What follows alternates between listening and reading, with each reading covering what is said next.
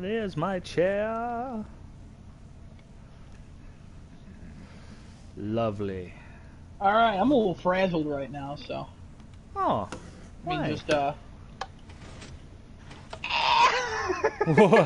What's that?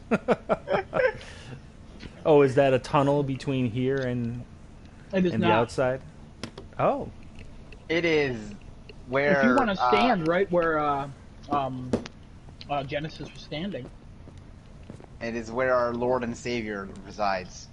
just stand right there. okay. But Right no, in the like middle. in the hole, yeah, Right in the hole. middle. Right in the hole. Okay. Genesis, do me a favor and hit the button. Button hit. That's where I don't know if you notice all these lecterns up here with the books. That's where Kevin's gonna live.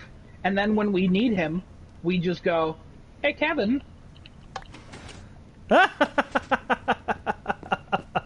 And there you awesome. are. That's awesome. Well done.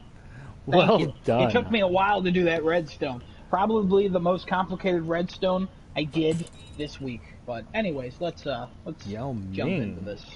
Jumping in. Ladies and gentlemen, let me just get my my thing up and going. I want to make sure I get my link on. set up on the old Ladies and gentlemen, Facebook. Please hold. Please hold. Yes. Ladies Please and stand by gentlemen. technical difficulties so far. Technical difficult time. We're wasting time here. Woo, woo, woo. Oh, just sharing it. Do we say anything about Mr. Trebek? Sure. He was a fine fellow. What is sad, you know? It's sad. Very. All right. Here we go, ladies and gentlemen. Welcome one and all to Crafting a Chat, episode 15. Episode 15! Solid 15 episodes under our belts where we will be talking about a myriad of subject matter, hopefully to entice some intrigue and conversation, not just amongst us, our fellow panel here of Genesis, Adam, and your boy Giuseppe Jones, but also for any of you. Please send us your comments, send us your questions. We want to get you involved. Please do so. You are welcome here. Everyone is welcome to Craft a Chat. And with that, let's launch right into things. And gentlemen, what have you been playing recently? Oh, I'll start. I think again, I've been just playing Legends. I picked up COD again, I think 2 nights ago. I think it was after you and I played, Adam. I think we played Legends. You hopped off, and then I was like, you know what? I'm gonna play some COD. I hopped in there for a couple matches, played a few matches. It was mindless fun. That's usually what I play COD for, just drown some time out, and it's mindless fun. It is going to get a PS5 patch, which it already did, so I am interested to see if I'm able to obtain a PS5, what this looks like on the new-gen consoles, because apparently Destiny got patched for 120 frames per second, so I wonder if they could do that with other shooters. But that's what I've been playing. Interesting. Adam, what have you been playing? Mostly Minecraft, honestly. As everyone will see next week when we're outside. We're in a winter wonderland now for the season. That was mostly hand-placed. I had our friend Kevin help with that quite a bit, and then I had the idea of making snowmen that did most of the work after that. So, yeah, so I've done a lot of that. Changed a couple things. You'll notice with the sets they're a little bit different. Genesis got 2 campfires. This thing in the middle is going to be where our Google Master lives, but you'll see more about that when he's here. Played more Ghost of Tsushima Legends. Getting all them legendary items. I have 11 out of the 20. Everyone hates me for it. Yep, see? Everyone hates me for it. Because I think, Genesis, how many legendary items do you have? I have... like 4? No, like maybe 8. Oh, but 8, okay. A lot of them are the same. So in total, like different items, maybe like 4 or 5. Okay, yeah. I have 11 out of the 20 different legendary items. Because every time we play, I get a legendary item. I don't know why, and I'm sorry. Is there a trophy for that? There is not.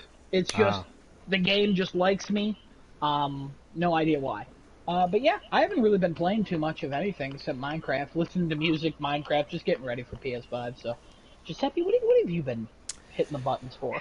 Well, I mean, I unfortunately got myself back into playing a little bit of NBA 2K20. If for any other reason I didn't really have anything else in my library to play on, and I wasn't feeling my backlog. Also, really not feeling Vampire. That game is still busted and broken. I'm just, I feel, I know I've said it before. I'll say it again. I feel really bad for people that spent a full 60 on that one, because to this day it's still busted in terms of just functionality. That was a full release. Yeah, that was a full release. Yeah. So I've been playing a little bit of 2K20. A little bit more mindful of like the heavy, commercialization of those games. I understand like all the sports games are doing that for lots of reasons. Obviously, all the cross advertising opportunities that they throw in there.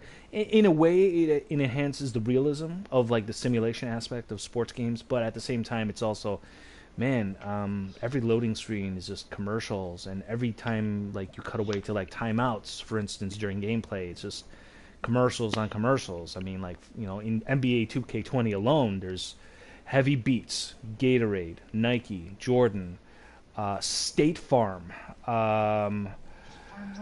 Yeah, oh yeah, the State Farm assist of the game. You get it every game.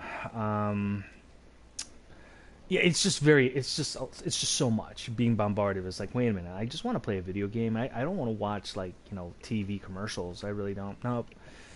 So that's a little bit annoying. But honestly, like I've been trying to get back more into a subject matter that I was going to be introducing tonight. A little bit of board game actions. It's games of a different variety, but yet also still having an electronic aspect to it. So.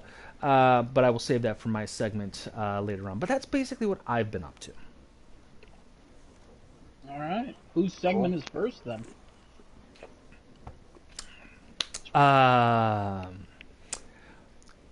We can go first, Giuseppe, if you'd like to, or Adam. We can do the quiz. Yeah, I can go first. You guys want to do the quiz first?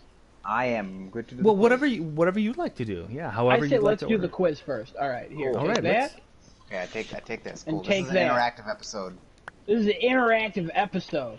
Pick up that book. Pick it up. So I have it. You better have picked it up. All right. Pick it up. Pick up that book. So if you L2 on the book, you can write in the book. There's 15 questions. I'm going to read them. You're not going to talk out loud because I want to see your answers. And then when we're done, you're going to sign the book and hand it over to me. And then we're going to go through the real answers. Oh. Yeah. So everybody, it's a PlayStation-centric quiz. It kind of goes all over the place. It's not easy. It's not the easiest quiz in the world. I'm pulling it up. That's why I'm still talking. Okay. Just give me one moment. PlayStation. Power to the players. I have a lot of smoke coming out of my campfire. It's a blue fire. I have a red one, orange fire behind me. All right. Let's do this. Let me close out the YouTube. So we just click into the page and that will let us write an answer? Yep. It's multiple choice, so this should be pretty easy for you. Okay. For the first question, how much did the PlayStation 1 cost at launch? There's a hint for this one. Sega was $100 more. A, $399, B, $349, C, $299, or D, $449. And I can repeat those if you guys want. Got my answer locked in. Got it locked in, all right. Seppi, you good? I'm good. Next question. Okay, this one's a little bit longer. All right. In November of 2010, the Air Force Research Laboratory created a powerful supercomputer by connecting together 1,760 Sony PS3s. This included like 168 separate graphical processing units and 500 teraflops. As built, the Condor cluster was the 11th largest supercomputer in the world and would be used to analyze high-definition satellite imagery. Is that true or false? A for true, B for false. Okay. A lot of numbers in there. So, careful.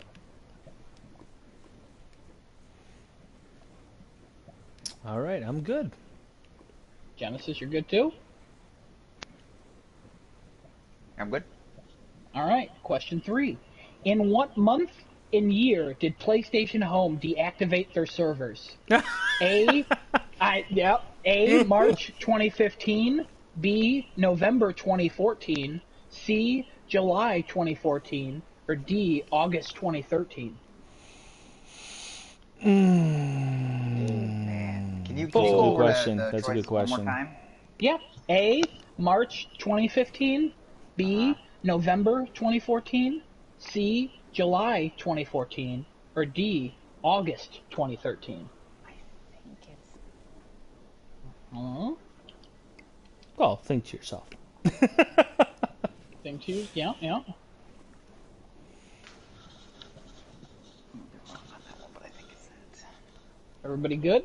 Yeah, I'm good. Yeah. And in a way, I feel like this does honor Alex Trebek's memory, even though I had this idea last week. But I feel like this is a good segment to dedicate to him. I agree. Yeah. Question 4 is a fill in the blank. Nice. Who was the first mascot for PlayStation? And the hint is he was canceled before he was actually used. The first mascot for PlayStation brand ever. Yes, but he was never used. But he was never used. Correct. Yeah, he was canceled before. There's also a double hint here. He pops up as the ending boss for PlayStation All-Stars Battle Royale. Now, does anybody remember his name? I don't know anything about that game. I knew this was going to mess with Genesis, but if you don't know, just make up a name. Okay. I know. I can picture the dude's... I can picture the boss right now, and I don't know its name. You gotta know his name. What was Really? So he was a mascot that wasn't used. He was a mascot, and they were going to use him, but one of the PlayStation bosses. Well, can I ask? Like him. Can I ask a very generic kind of question? Like, is this a mascot that still exists in anywhere in reality? Like, or is it just a completely forgotten He is mascot? not used at all. The only thing I know that he popped up in is PlayStation All-Stars Battle Royale. No kidding. If it helps, his name is part of like a graphical unit that the first PlayStation used, and that consoles continued to use for a while. I don't believe they use them anymore because we've evolved beyond them. So I don't know. I don't know, so I'm gonna put in something. Just put in something funny, make me laugh. Maybe I'll give you a point.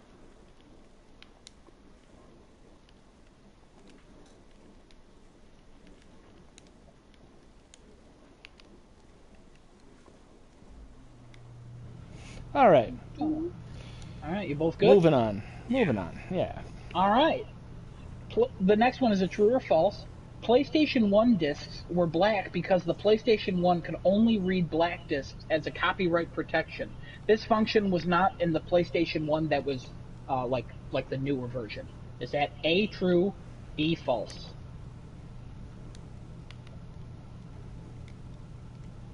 Okay. Okay, this next one's a 4-parter. Ooh. Oh, God. But it's an easy 4-parter.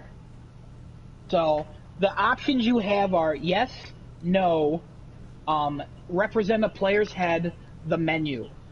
Which one is which for the buttons? Which one is triangle? Which one is circle? Which one is X? Which one is square? And it's yes, no, the player's head, and a menu. They each mean something. Okay. Nah, I'm sorry. You're gonna have to tell that to me one more time. So the answers, you have to just connect which one's which. Okay, right. One means yes, one means no, one means the player's head, and one represents a menu. Okay, so I assign X, circle, triangle, and square To each of those. Yes, correct. Okay. I'll give you some time here if you guys Yeah. need that. Do they not have a symbol Oh, okay. I don't know. You can put T for triangle and like circle, C for circle, or O for circle. That's fine. It really doesn't matter.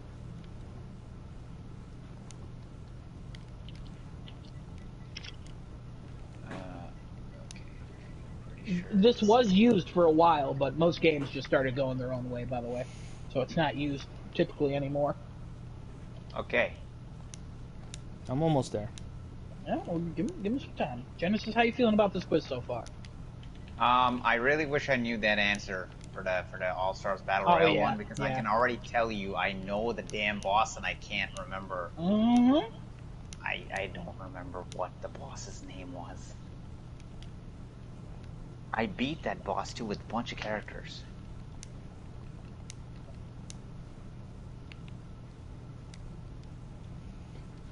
Okay, I'm good.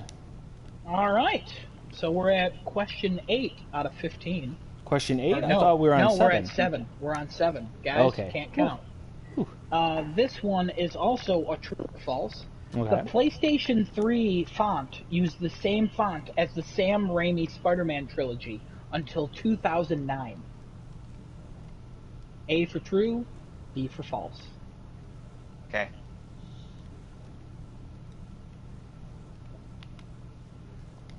All right. All right, now we're on 8. We're more than halfway after we finish this one. What is Sony's tech mascot? So you probably don't know what that means, but it's something they use to figure out, like, this is how they show off their tech. A, ping pong balls. B, rubber ducks.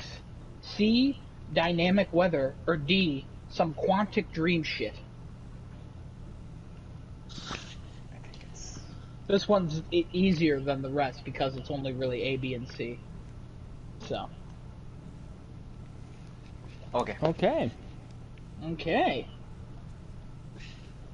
In what year was PlayStation 2 production halted worldwide? A, 2008, B, 2014, C, 2011, or D, 2013?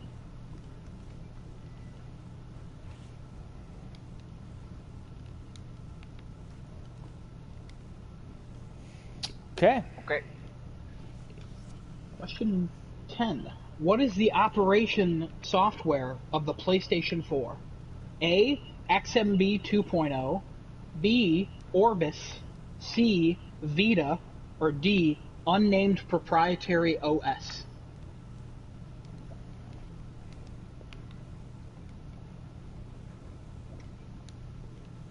Okay. What were indie PlayStation 3 games called? Fill in the blank. They were called PlayStation blank. They were very cheap little games. Oh, I should know this. You should know this. We've talked about it a few times. We have.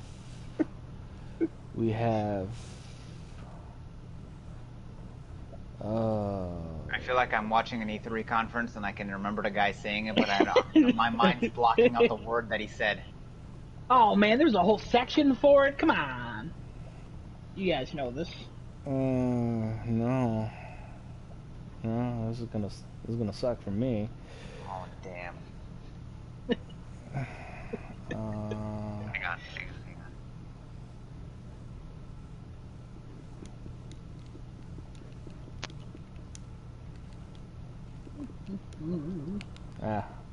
I'll just put that in.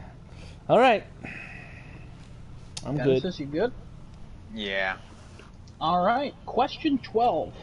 The PlayStation Control Pad was released in 1994 without any sticks. What year was the dual analog controller released? A, 1995, B, 1996, C, 1997, or D, 1998?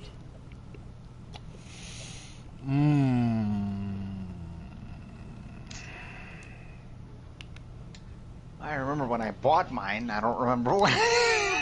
Yeah.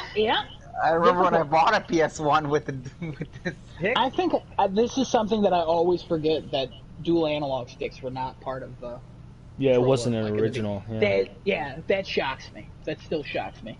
God, imagine this thing without sticks. It's like, what? Look, how would we play literally anything? No longer, right? Yeah. Well, I'm good. Good. Genesis, you good? All right.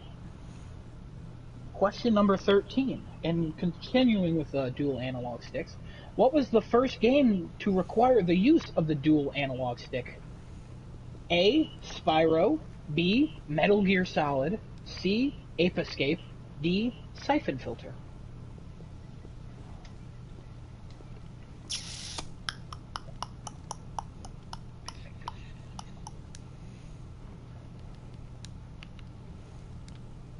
Okay.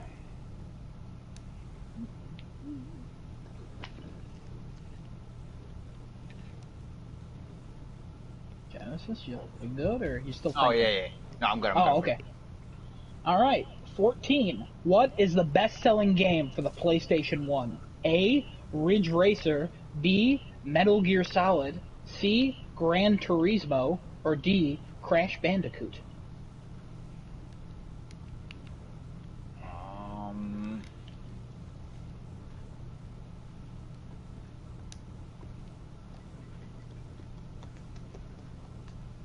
I'm good.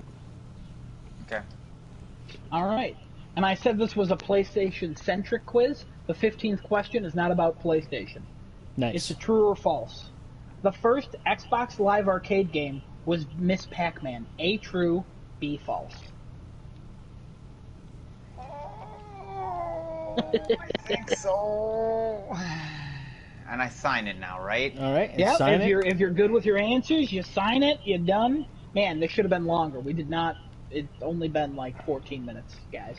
Do you want us to put it in? All the answers. Do you want us to put it in under the author or? Yeah, sign it, name it, like do all that. Okay. Sign it up, close it. Let me know when you're ready. I'll come around for your books.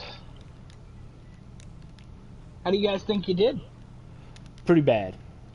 Really? Yeah, pretty bad. Okay. But this was that was a challenging quiz. I do like it. I said it was going to be a tough one. I didn't want to be like, oh, the PlayStation started with the blah blah blah blah blah blah. Right. Yeah.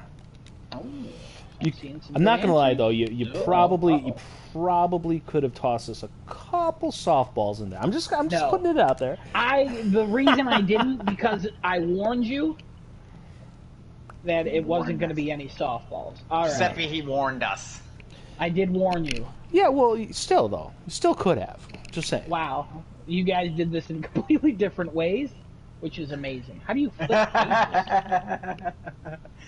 Oh, there you go. I figured it out. All right. The first question was how much did it cost? A, $3.99, C, $2.99. Z is a color that guys, I just had a stroke. Genesis, you put $2.99. Genesis, you put $2.99. Yeah. Giuseppe, oops.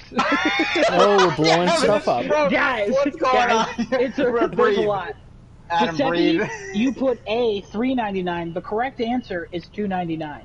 Oh, okay. So, Genesis, your job is to keep track of your points. Giuseppe, your job is to keep track of your points. That's all right. I'm not going to be getting too many points, though. That's all good. So, $3.99 is what Sega went for. Okay. For some odd reason, I was thinking that the Sega was actually 500. So. I know. That's why because I was like, okay, I think in my mind, for me, I would assume 500. I don't know why, but that's what I did. I did remember at that generation that when Sega was coming out, the price point was like absolutely ridiculous, and people were like, it was like, oh, this is way too much. But anyway, regardless. All right, question 2, the one about the Air Force Research Laboratory. You both got it wrong. That was false. But I'm not gonna lie, I'm giving you both half a point because you were either gonna get a full point or a half a point for this one because. The only part that was false about it was I said it was the 11th most powerful or largest supercomputer in the world. It was 33rd. So it wasn't even close to being 11th. But you're still getting a half a point, so. Okay. Be proud. I know. 1.5. Makes no sense. 1.5 for you. All right. The next one was, what year did PlayStation Home deactivate their servers? Your options were March 2015, November 2014, July 2014, or August 2013. You both said July 2014. You both were incorrect. It's March 2015. Oh, and I was thinking 2015. I was like, maybe that's too long. I thought it was 2015. Yeah, I was thinking that too. Yeah. So the reason you might be thinking it's 2014 is because they announced it was shutting down in November of 2014, but then it would actually go like dead in March of 2015, and that's when it died. Wow. There you go. So, There you go. There you go. All right. Oh boy. Good answers for this one. Who was the first mascot for PlayStation? Genesis, you put Balanier 256. I don't know why. I know that? who it is. I don't know. I just had to think of something. I was like, what? I don't know. It was some obscure name. You put Captain Commando. Also not correct. Right. Yeah. The correct answer is Polygon Man. God, and he is made out of polygons. God, yes. Yes. Polygon Man. That's what my hint about the graphics thing.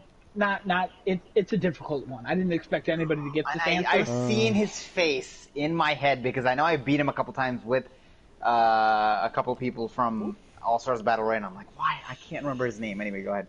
All right. So question 5: the PlayStation 1 discs were black because PS1. Blah blah blah blah blah. Genesis, you said false. Giuseppe, what did you say? Oh, you both said false? Yeah.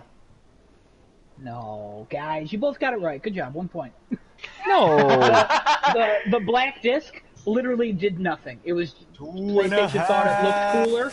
Right. People thought that it was actually like a copyright protection thing. Yeah, no, it just looked. Yeah, I remember because I played burned discs on it. So. Oh yeah, all the time. Yeah, so yeah. No, but that was a big thing. And then this one's a fun one for you guys to keep track. The next one, because this is what do the face buttons mean? Yep. Genesis, you put X is yes, circle equals no, triangle equals head, and S equals menu. You got 50%, so you got a half a point. 50. Okay, so what do triangle and square mean? Oh, you got triangle and square correct.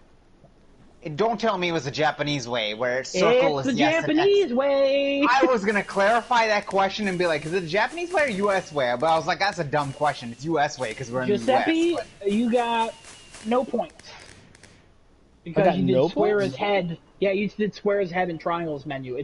Those are flipped, and then X and circle are also flipped. So no points. Oh, good. God, Good. This isn't fair. It should have been like in Japan, not in the US. Cause... Genesis, relax. You're winning, and you're gonna win this game, so it's all right. It's fine. Well, you never know. No, I know. All right, PlayStation 3 used the same font as Sam Raimi's Spider-Man trilogy until 2009.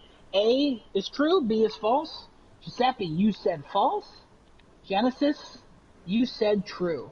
Genesis, you are correct. They used the same font because they believed it showed synergy between them. I thought that was dumb too. I did the same thing. And then, what is Sony's tech mascot? Genesis, you put ducks. And Giuseppe, you will put... Oh my god, I have to keep flipping. Hold on. Ooh. What is it? 8? This is 8, right? Yeah, this is 8. Yeah. Yeah. You put... What did you put? You put A, which is ping pong balls. It's rubber ducks. Genesis, you were correct on that. Rubber ducks. Yes. Duckies? In Metal Gear Solid 2. Yeah. There's rubber duckies. Also, there was a PlayStation Network game called Super Rub-a-Dub. That's the game I was thinking about. You got it. Maybe I should have thrown some softballs now that I think about this. Yep. Mm-hmm, all right. And then, in what year was PlayStation 2 production halted worldwide? How are you guys feeling about this one? No. No? No. I have 1.5 points, so I don't feel good about any of my answers. I got 5. All right.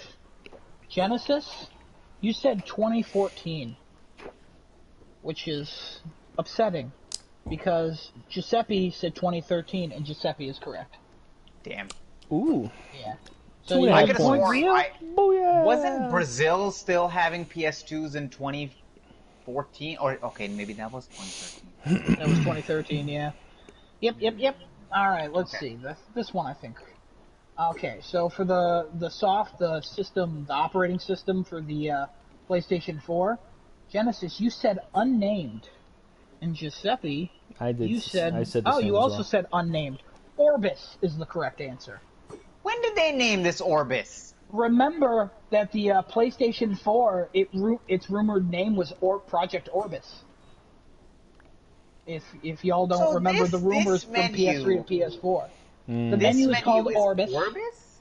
Yes. PlayStation 1 and PlayStation 2 is unnamed operating system, unnamed proprietary operating system.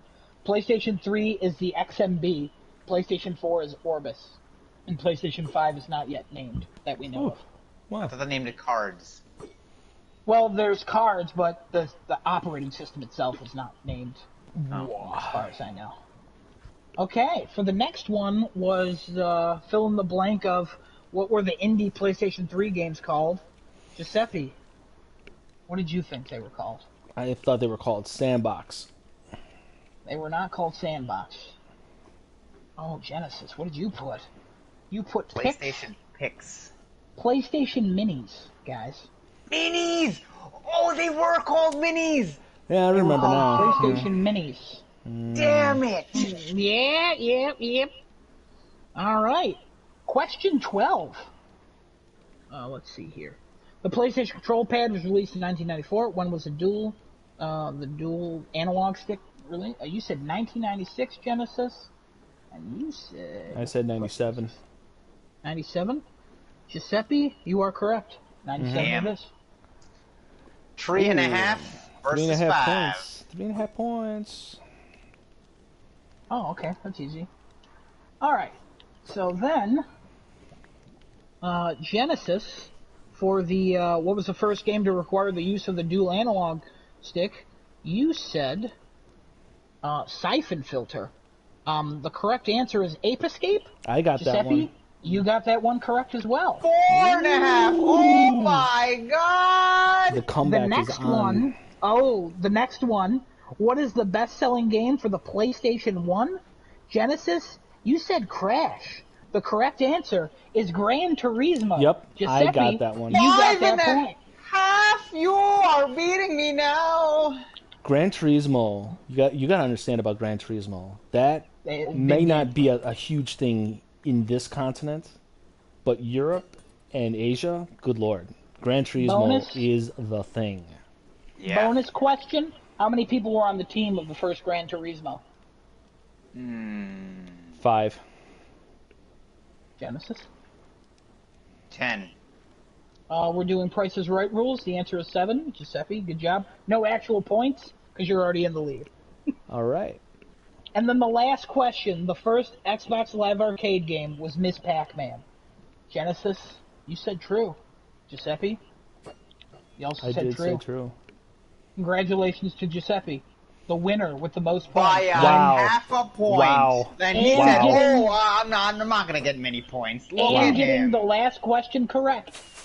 You both got it correct. Good job. Giuseppe, Nice you win. job, Giuseppe. Wow. By half a point. Absolutely I was fantastic. not expecting that. You I came started back. so poorly. So poorly. You I did, started. but the thing is, I went through your book, and I was like, let me look at the last one. And you were like, C, A. And I was like, he win. So, yeah, that's the quiz. This was really fun to do. I agree. This fun was to make. super fun. Yeah. Yeah, it was we gotta fun to do make. this. I plan to do another one, probably like around the game studios, like Insomniac and all of them, like the first party studios. I'll try to throw some softballs in there, and I might actually bring it up to 20 questions. But Yeah. actually, it's been 27 minutes. But I think this is where I'm going to end my segment, because honestly, this was a lot of fun, and it went really well, and I thank you both for playing. Awesome. Thank you for having it. It was I Yeah. enjoyed that a lot. Hell yeah. You need Yeah, to that show was me. good. You need to show me how to do that, because I would love to do one for one myself. Yeah. That's I really cool. honestly just Googled PlayStation trivia and then made questions about it, and I made an Excel sheet. Oh, well, I mean, like how to actually do it in Minecraft, because I still don't know how to manipulate Minecraft so much. So. Oh, what do you mean? Like the books and stuff? Yeah, the books and stuff. Yeah. I like how you both named your books like "Here You Go, Bum," and I did poorly. So, just want you guys to know. Well, there you go. There it is. Yeah. All right. Who's going next? Well, you know what? I'll go next. Unless Genesis, are you feeling some news? Like, what are you feeling? Nah, that's just discussion points in the end. You can go. We're good. So I had introduced to the panel earlier on, and once again, opening things up to any of our millions and millions of fans, viewers, subscribers, and whatnot. Please chime in if you have anything you'd like to say in regards to this subject matter. But I had mentioned earlier at the beginning of our chat about how I was getting back into doing some board games, and board games, believe it or not. I had actually had the opportunity to visit my local board game shop, where they sell like all kinds of collectibles, comic books, all kinds of other things too. And I asked them, when COVID hit and businesses ground to a halt in general. I know a number of these types of stores of small businesses, private owners, not necessarily franchises, and business in general suffered because of COVID. And I asked them, I said, hey, so you guys have a really good, big, clean store, a lot of variety, a lot of merchandise to sell. How did you guys do for the whole crisis? And he's like, actually, we did some of our best sales ever, because guess what? People were locked in their homes, and chances are they had more than just one person. Not everybody got locked away in their apartments, in their homes, or their hovels solo, and they had family to deal with. And as a result, these kind of shops saw a huge uptick in the sales of board games. And while I'm not here to talk specifically about board games in general and how awesome they can be, I'd actually like to draw our audience's attention to app-driven board games. In particular, the Mansions of Madness series of games, as well as the Lord of the Rings Journey into Middle-earth. Both are app-driven games. Both are published by Fantasy Flight Games. And they are very involved tile-laying games where players take on the role of pre-designated characters that you collect in the base game, as well as expansions to these games, not just in physical form, but also in DLC that you download from the App Store. And it's a really fun way to experience board games. So I don't know if either of you guys what's your experience and or following with board games in general? Like, have you done one recently, or do you have any experience playing board games? Genesis, Adam, what do you think? What do you say? My basic board games are usually like Monopoly and stuff like that. Monopoly, Clue, Guess Who, things like that. I think I've done Life as well. So those are definitely the basics, yeah. Adam, what about you? Similar, more basic stuff. Big fan of Clue, or not Clue.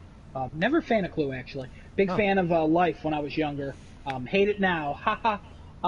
Monopoly, never lost Monopoly in a physical setting. I always get them trained. My luck for that is just really high. So I have no friends now. But yeah, no, not too many board games for me. Railroads are a solid strategy for Monopoly, not gonna lie. They are.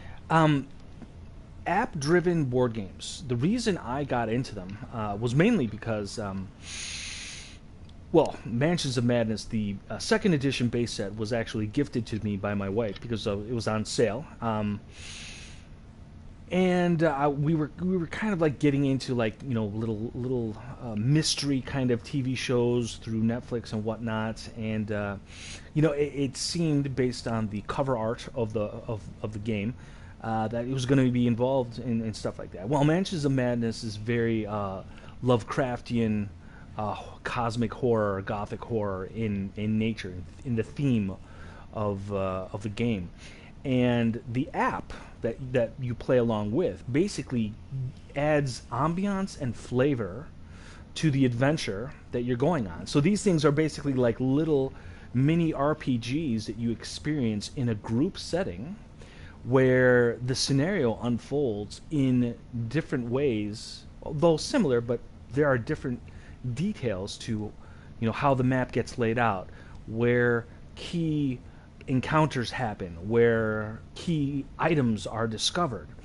And as you go through this map, you have combat, you have puzzle games, you have logic games, you have you have like situations where you should be taking notes as you talk to people that are along your path.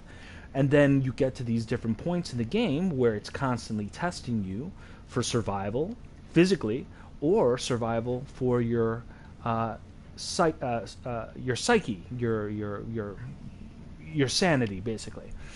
And it is a really, really fun game to play, because of my personal experience playing RPGs in video games that I've found, like either whether it's like action RPGs, JRPGs.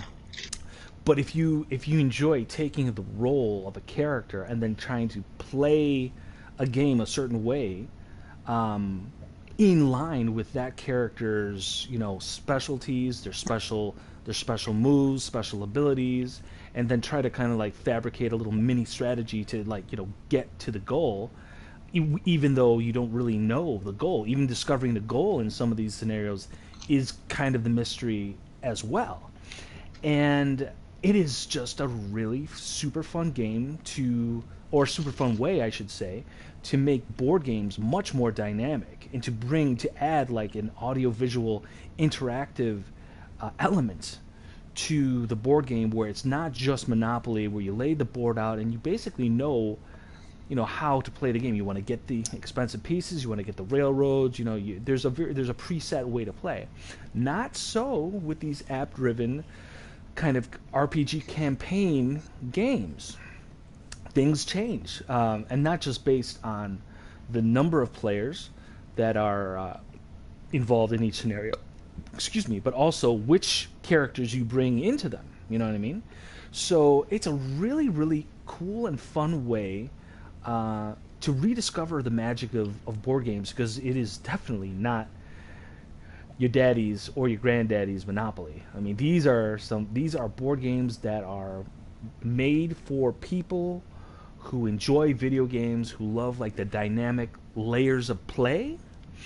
And I really, really recommend to everyone, if you have the opportunity to play app-driven board games like Mansions of Madness 2nd Edition and on, and then also the Lord of the Rings, Journeys into Middle-earth, they are a lot of fun.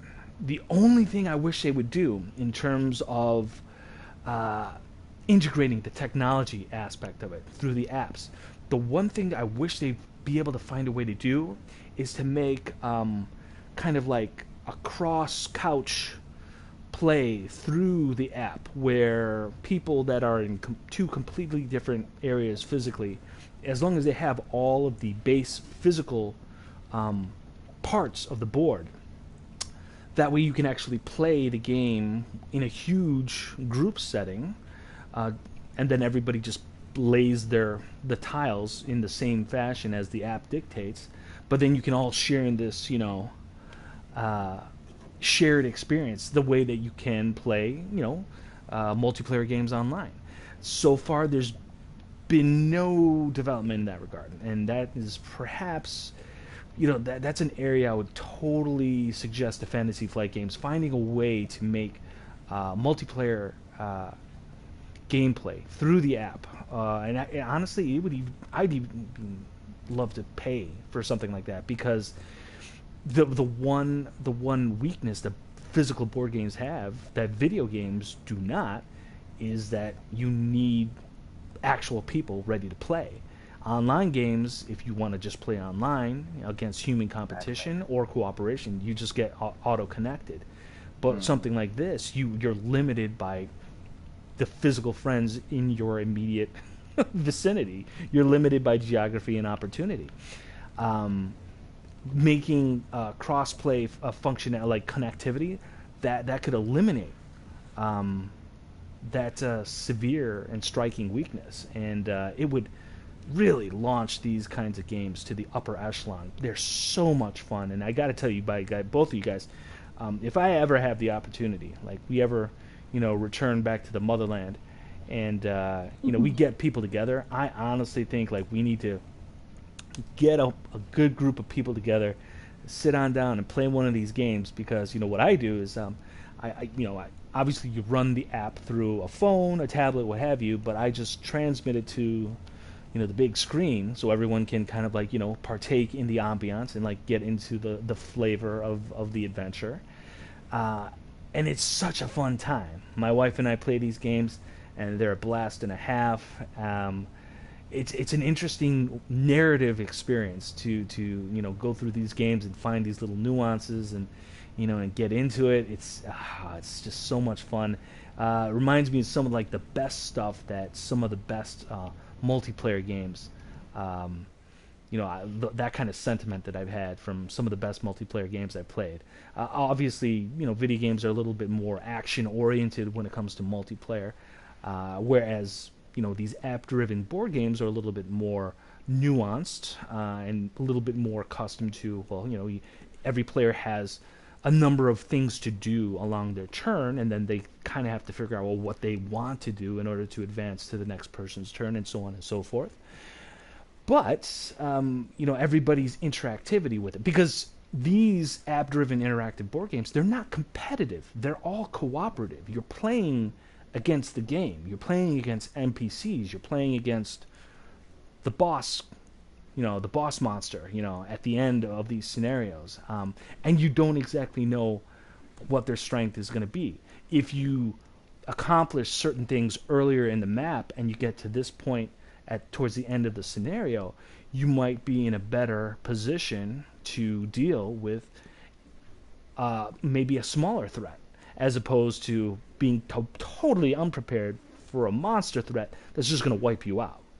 And as it pertains to, certainly for Mansions of Madness, as opposed to the Lord of the Rings game, I feel like there's a little bit more of a difficulty curve that's in the player's advantage. The Mansions of Madness game is by design punishing. Like, it is not, like, the success rate for actually winning scenarios without house rules cheating is very low. It's very low. It's a very difficult game because it's not just about discovering everything that you need to discover in the map in a timely fashion, because there's also like kind of an invisible clock ticking where events will trigger whether you've done something or not, whether you've discovered something or not. So there's that to take into consideration. But also there's an element of dice rolling on the physical player's part in order to pass some of these physical and sanity challenges, as well as combat challenges, as well as puzzle challenges along the way, in order to determine success or failure at all these various points. So there's a lot of interactivity going on, both digitally and physically, in these app-driven board games. And I gotta tell you, it's just some of the best game-playing experiences that I've ever had, including all video games since I first became a gamer. So anyone out there, and you have access to a group of friends geographically close to you, totally recommend Mansions of Madness 2nd Edition, as well as every single one of its expansions, of which there are many, in addition to a whole ton of DLC scenarios you download from the App Store, and then the Lord of the Rings game as well. It doesn't have as much expansion-wise yet, but it will continue to grow because it's Lord of the Rings. That's that's an IP that is just like one of those things you just start printing money. The only other drawback I have for these app-driven board games is that they're a little on the pricey side. The regular Mansions of Madness, the regular price point for 2nd Edition, to this day, is $99.99. So definitely look for it on sale. And all of its expansions are anywhere between $30 and $50 for each expansion. Now, with every expansion, you're getting new tile pieces for different different types of locations where you'll be discovering. The most recent one was called Path of the Serpent. So there's a lot of jungle and ancient temple locations that you're delving into. You're also getting new characters and character minis to use in these scenarios, as well as their special abilities. And of course, new and more dangerous monsters and creatures and horrors and ghosts and goblins and all kinds of fun things, as well as those minis. And I got to tell you, the quality on some of these mini pieces are pretty up there. I mean, they all come unpainted, but there are a lot of services out there that, like, if you don't want to paint them yourself and put the time and effort into making all those pieces look really, really nice. There's lots of services online that'll do it for you. Of course, it's cost a little bit of a pretty penny. But these miniatures, for both the characters that you choose from and the enemies that you encounter, wow, they're pretty high quality stuff. So yes, these are definitely expensive games to get into. But man, I got to tell you, it's worth it because it's such a fun time, and it's even better if you got a good group of people that want to have, like, this cool group collective experience in a narrative way, in a mystery way, horror, action, combat, lots of adventure. It's great stuff. Just Fantasy Flight, my boys, you got to find a way to make this a little bit more interactive so we can reach across the digital divide and connect with friends and family across the country. So yeah, I don't really have like much else to say other than kind of like pump them up. I've been an enthusiast of these games for a few years now, a couple years solid now. And yeah, I mean, I just cannot talk enough good stuff about these app-driven games because this is definitely the future, and it's the way that board games can continue to stay relevant and popular by integrating with digital connectivity, making it more immersive, making it more than just a two-dimensional, okay, here's the board, here's the pieces, roll some dice, and then you're done. Okay, well, it's a lot more than that. And I totally recommend for both Adam and Genesis, if we ever have the opportunity, we got to get a game going on because it's just so good. So good. Oh, yeah. I'd be down. It sounds like a lot of fun. As someone who hasn't seen a real person other than my mom since August, like, that's the biggest hurdle right now for me, I think. Yeah. So, especially now, right, yeah. Yeah. Yeah, and then I have friends who aren't really into, like, board games or anything. Sometimes we could sit down and get to play, but they don't want to play Monopoly with me anymore, as previously advised. But, right. They don't want to really play any board games anymore. They're all like, get on Steam, get on PlayStation. So, I have to convince them.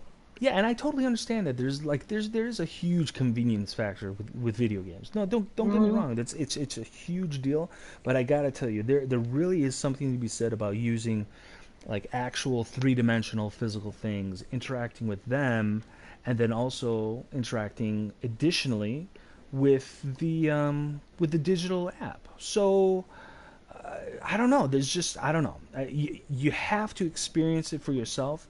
And granted, it's also not necessarily something for everyone because some of these games can be, well, they're not quick games either because these are narrative scenario JRPG. Well, not JR, but RPGs.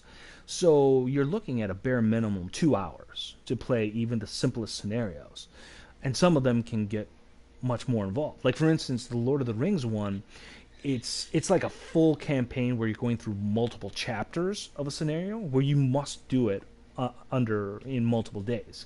Otherwise, you're spending 8 hours to complete a campaign, and most people don't have 8 hours to commit to anything unless it's work or school.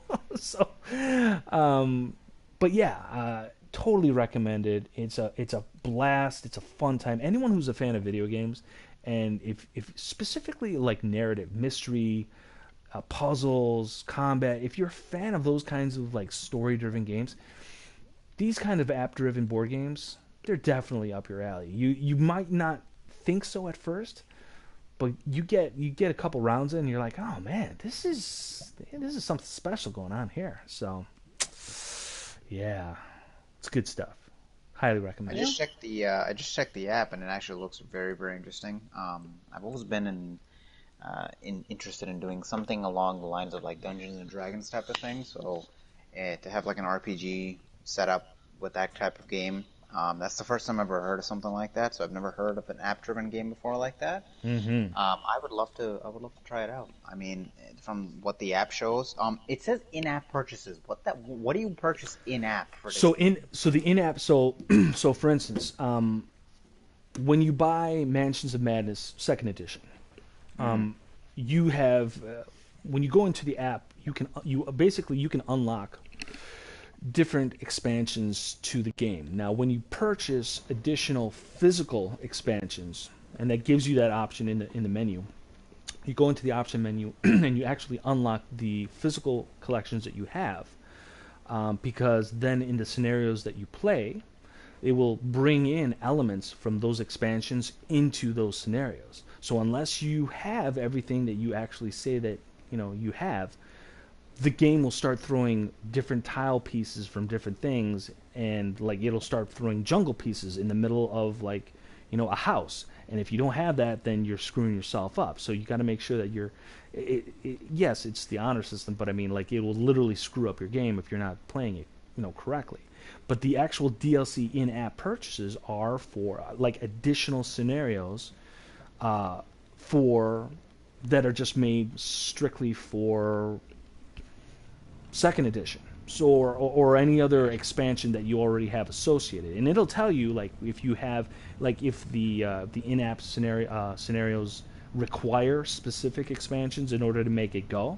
But for the most part, these are just additional scenarios that weren't originally preloaded with just the base Second Edition or any of the expansions that followed.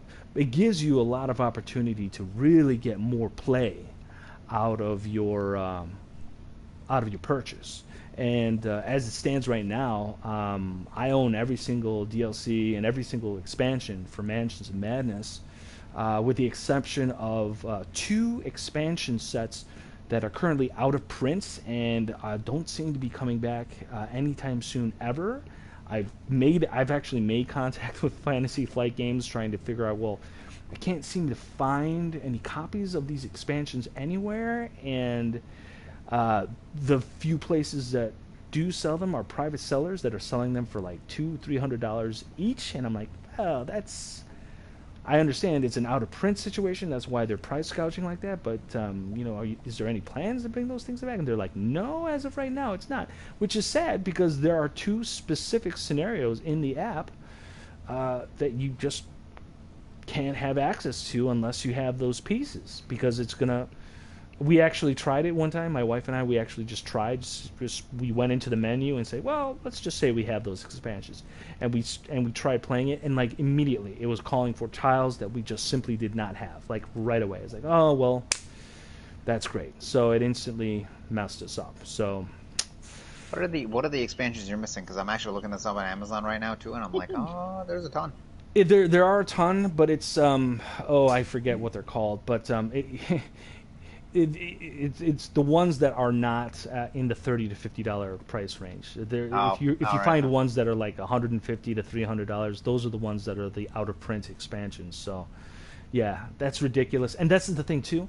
Those 2 expansions, they only add 2 additional scenarios to your entire library of scenarios that you have access to through.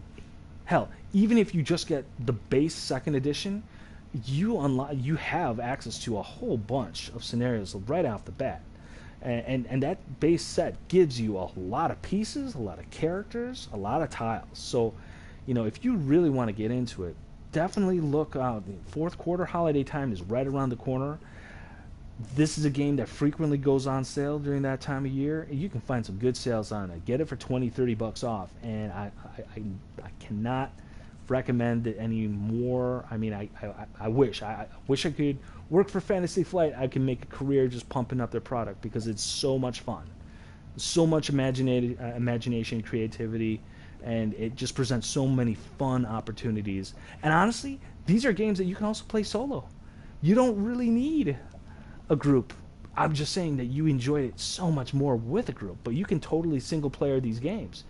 and it's still a huge challenge. You could even just take control of like 4 or 5 characters by yourself in an attempt to win these games, and you'll still probably lose because it's a challenge. It's a tough one, but it's so much fun because there's just so much flavor. There's so much lore and mystery, and yeah, it's just so good, so good. So highly recommend Fantasy Flight games, the app-driven board games, Mansions of Madness 2nd Edition and beyond, and Lord of the Rings, Journeys into Middle Earth. So, and that's my time. And that's my time. I like it. All right, move up to my section here. What's the internet whispering to you this week? The internet's pretty silent this week. They're not really saying much. I guess everybody's so focused on getting a PlayStation 5 and Xbox Series X that the internet's forgotten to mention a few things to me this week. A couple things. I'm gonna do a couple of discussions here and just I guess get our thoughts on a few things that have been announced news-wise. So the first thing I'm gonna go over here is just the comment from Sony that's been made, because I think originally Sony was under a all next-gen type of deal where they wanted to make sure that, hey, we're ready for next-gen, we want to have all these next-gen games come out, and now they're saying that their transition from PlayStation 4 to PlayStation 5 is now going to take 3 years. More cross-gen games are incoming. Uh-huh. What are your guys' thoughts on that? Adam, you want to tackle this one first, or? I'm thinking if you want to go. All right. That to me is the first piece of real evidence that current gen definitely has more staying power than the majority of the panel had to suggest about PS4 generation last week. I believe that was everyone here plus Kevin saying no, we needed to get into PS5 generation much sooner, if not a number of years sooner. And I was like the lone dissenter saying, hey, I feel like this generation still has plenty of run left. I think this is the first real evidence of them showing that, and not just from the hardware developers' standpoint, but also from the software developer standpoint, because transitioning to brand new operating systems, brand new code, that's a huge cost that not every software developer has the team. They don't have the infrastructure to just flip that switch and then just start making new games on the new platform as easily as others. And it's never easy. Granted, this is not a thing that's easy for anyone. There's going to be growing pains with every new generation, and I understand that. But I feel that this particular generation, the PS4, Xbox One generation, console generation, I think it opened things up to software developers in a way, specifically to indies, but also to the industry in general, that I feel like just didn't exist before. And the types of games and the variety of games, big, small, very unique ones, very niche ones, I feel like it's been the largest collective of game types that we've ever had before. And I just feel that there's still more juice out of this generation, and I'm glad to hear it. I want to get a PS5. I'm not going to be a day one buy for lots of reasons, but not because I dislike PS5. I definitely do like it. I love the promise. I love the promise of everything that it's been saying about it. But I also really appreciate the fact that I'm still going to get some run out of my PS4 Pro. So, yeah, it's good. I think it's good news to me. Adam? I would say, yeah, it's good news, because there's a lot of people on PlayStation 4, and that's probably the reason why they're doing it. I still maintain that we were ready to move on within the last couple years. But yeah, I pretty much agree with everything Giuseppe said. We just come down to a different conclusion. But still at the same time, like, yeah, good, cool. Support it for as long as you can.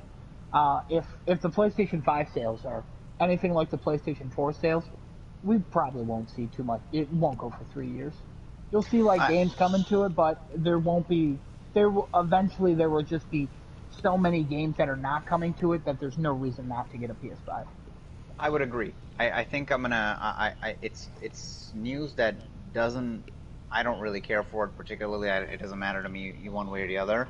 But I think it's two things: is the install base of the PS4. They can't just leave all those people in the dust, because obviously not everybody will be able to get a PlayStation 5, even though they're saying it's 12 times the amount of. I don't know what they say in the first 12 hours they sold what it took 12 weeks that PS4 sold. Yeah, I mean, for pre-orders. If you're looking at that kind of numbers, PS5 is going to be a fantastic seller. But I think they still have. What did they reach last time for PS4? 100. Kevin would be very useful in the situation. 110, 107. Yeah, I mean, 110. So in the first launch, the first 2 launch months of PlayStation 5. We're thinking, I don't know, 15 million, 12 to 15 million, somewhere around there. No. It's like their projections are 7 million by February, I think. Okay, I overstepped. I don't know. Yeah, Maybe I was thinking of I was thinking of a different figure. I think they were saying how much they want to get worldwide or something like that. I don't know. Shipped by, maybe I'm thinking of. Yeah, maybe. So let's say 7 million at that point. You still have a majority, a very, very big majority of people still on the previous gen. You know, and it's not like those games are particularly holding the current gen, the new gen back, because we're seeing such a big increase with just the ray tracing, the frames, the solid state helping it out, and just overall performance on the games. Like Spider-Man Miles Morales looks and operates 100 times better on PlayStation 5 than it does on PlayStation 4.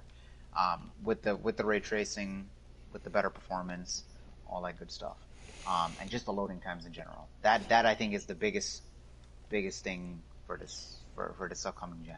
They just couldn't do it on current gen. It is, but you know what? This is the thing, and that one biggest strength that you point out is at the same time a weakness for the next generation transition, for the simple fact that there's, number one, not going to be a ton of games that are specifically earmarked for next-gen consoles to take full advantage of the hardware capabilities there.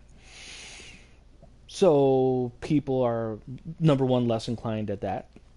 Number two, any of the cross-gen titles, while maybe astronomically outperformed in next-gen hardware, they still have their current-gen consoles for people that are, fortunate to own them currently.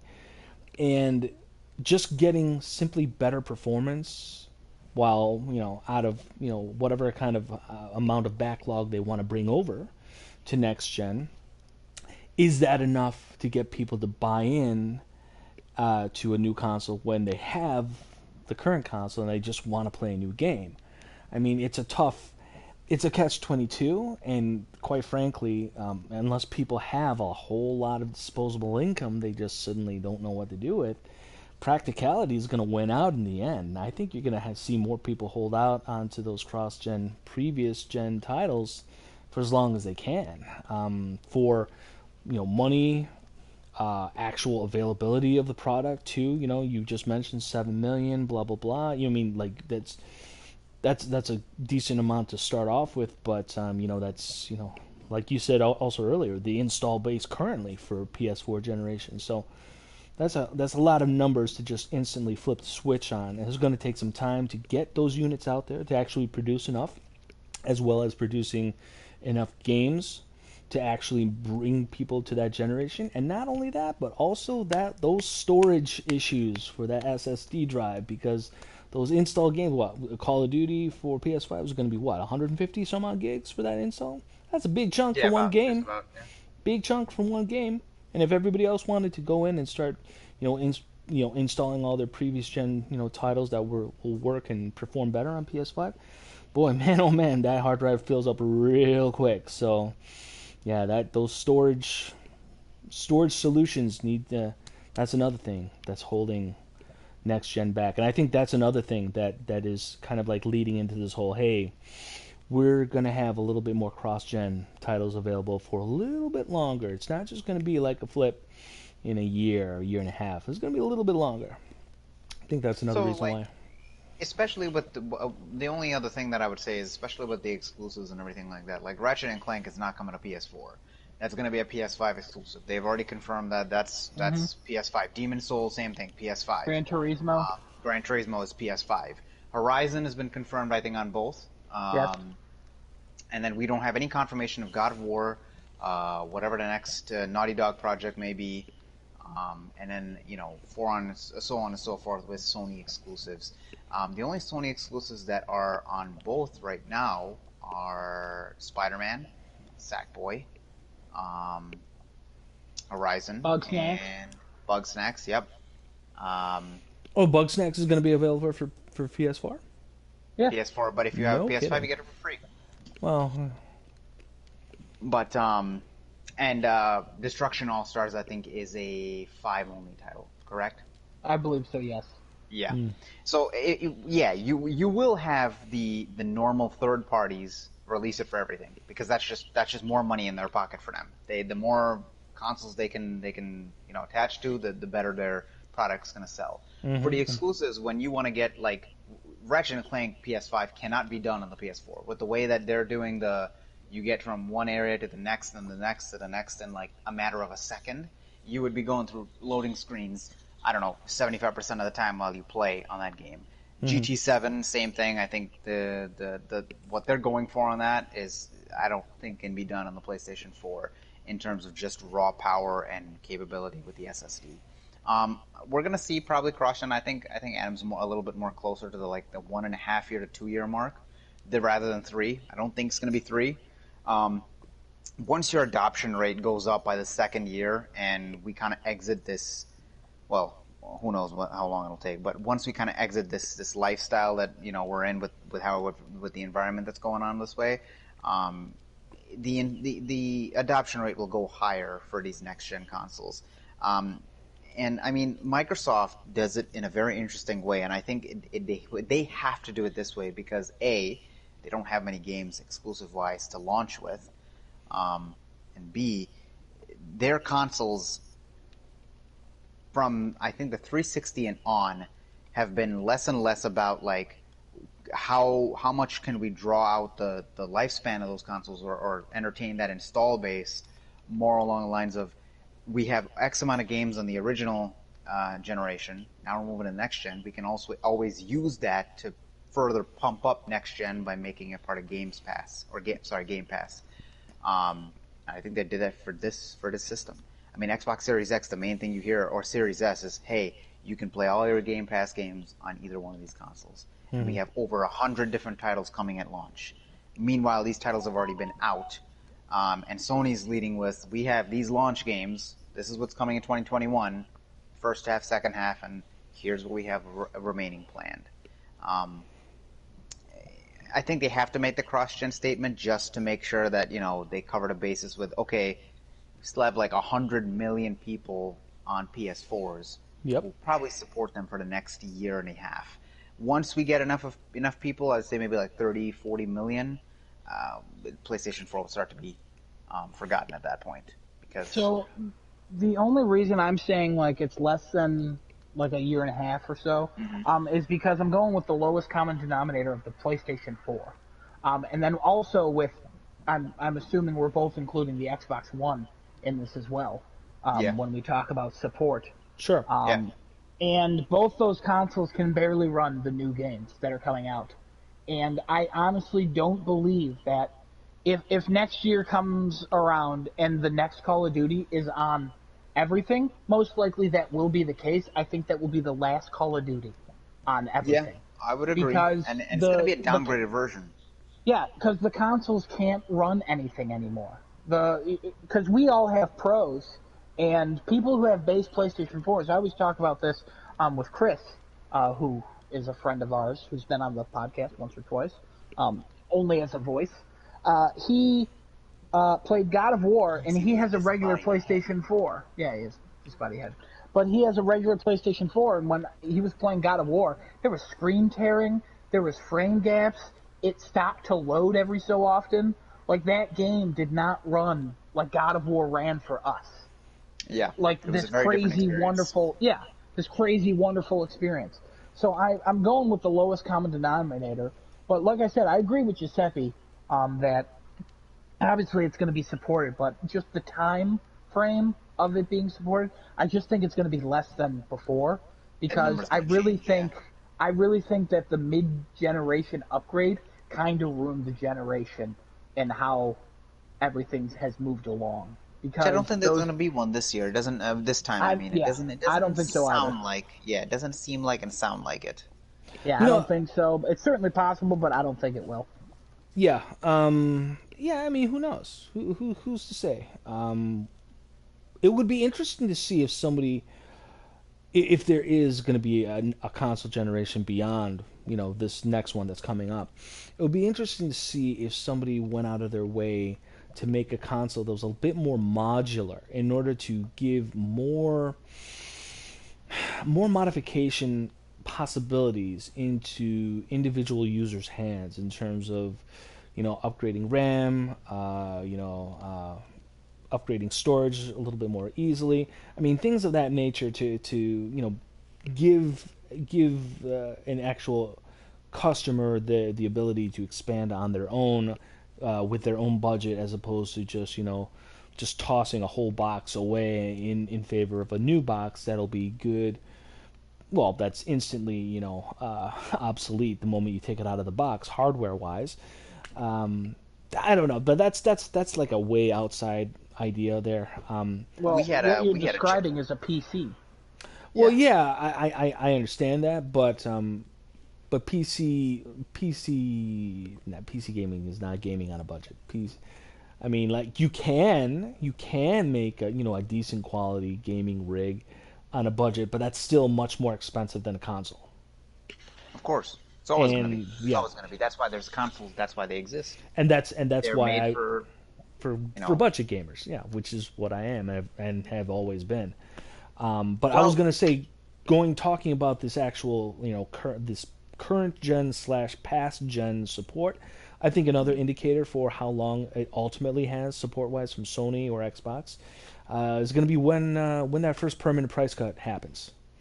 If it happens within a year or just after a year, that's going to be a big time indicator whenever that happens. And I have a feeling it's going to happen sooner than a year and a half. I think honestly, I'm going to call it right now. I'm going to say in a year, you're going to see your first permanent price cut for next gen consoles, and then at that point, still $399.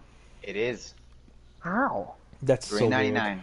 $399 still. Brand new Pro, $399. So you can go to a store and just be like, well, I can just get the digital edition. Right. Sure you can. If you can find it. But that's true. You can't go to a store. Don't do that. You gotta go online. Yeah. Wow. Yeah, I know. Be safe, people. Don't go in the store. Also, they're not there. I have a follow-up question on those. Who do you think is going to announce a price cut first? Xbox. Giuseppe?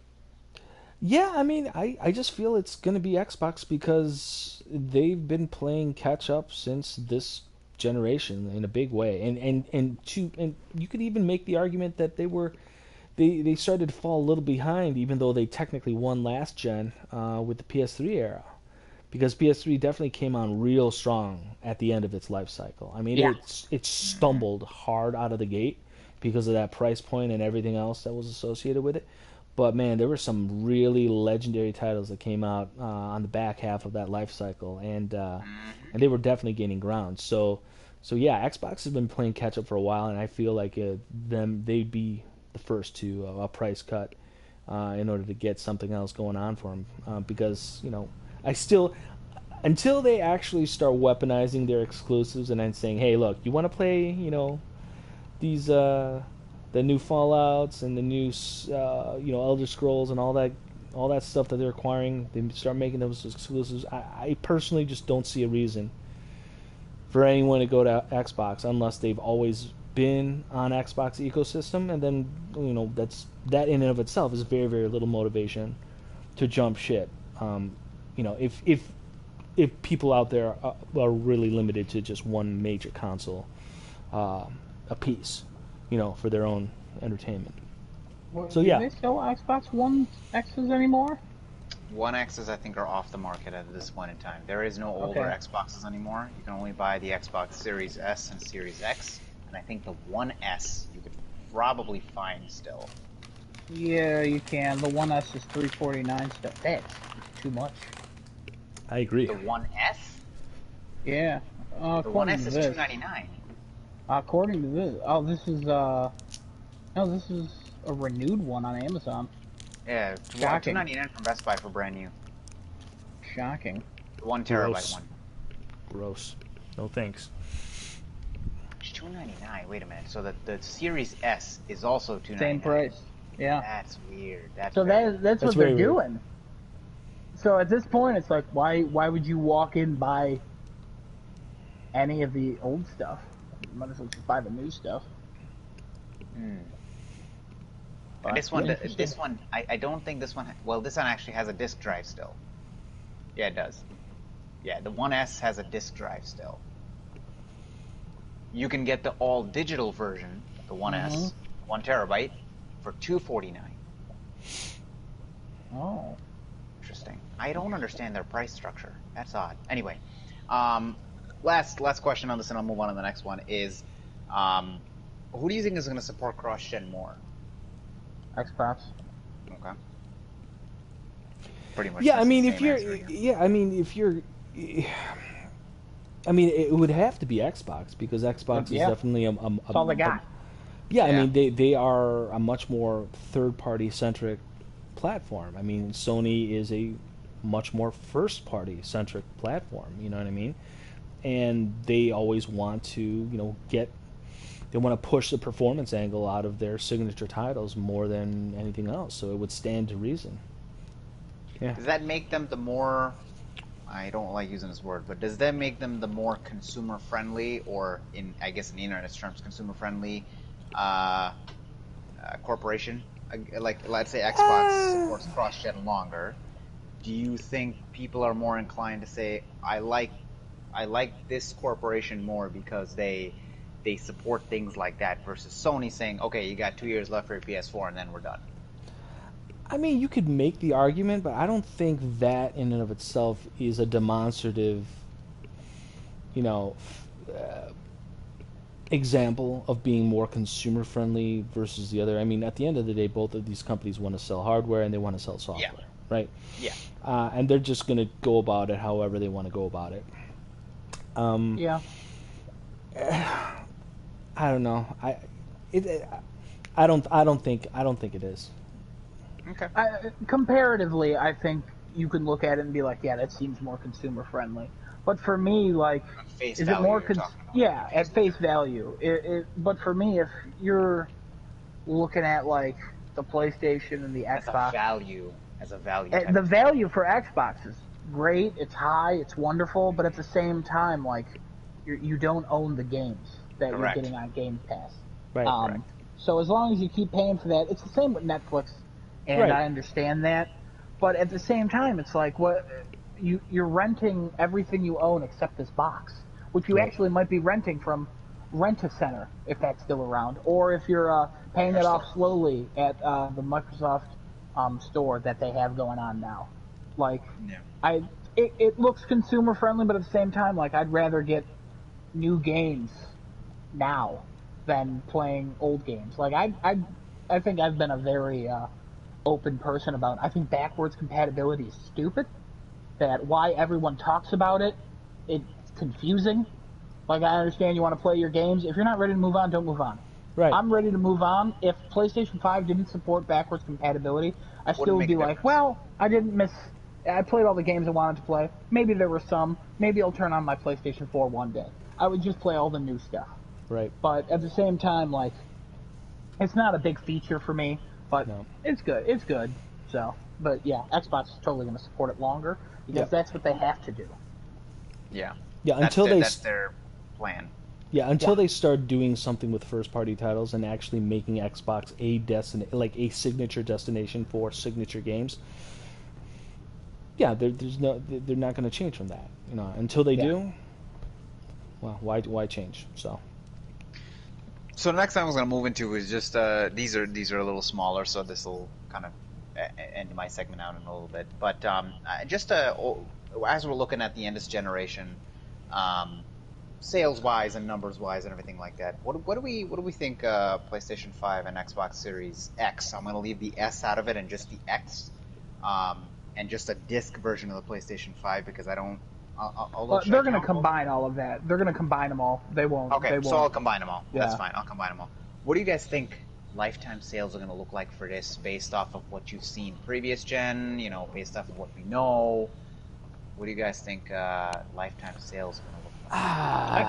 I can go first for this. Go ahead, yeah, go first. Go. So if PlayStation keeps up the momentum they have, I think this is actually a strong contender for outselling the PlayStation 2. At the same time, I don't know if they will keep up the momentum they have because I've been a champion of Sony's for the last, decade and a half. And I've seen them in what they've done before. And even some of the things that's come out recently that we talked about last week, and even Giuseppe talked about, like the SSD space. Like, that's a big thing for people. Like, is that going to stop people from buying it?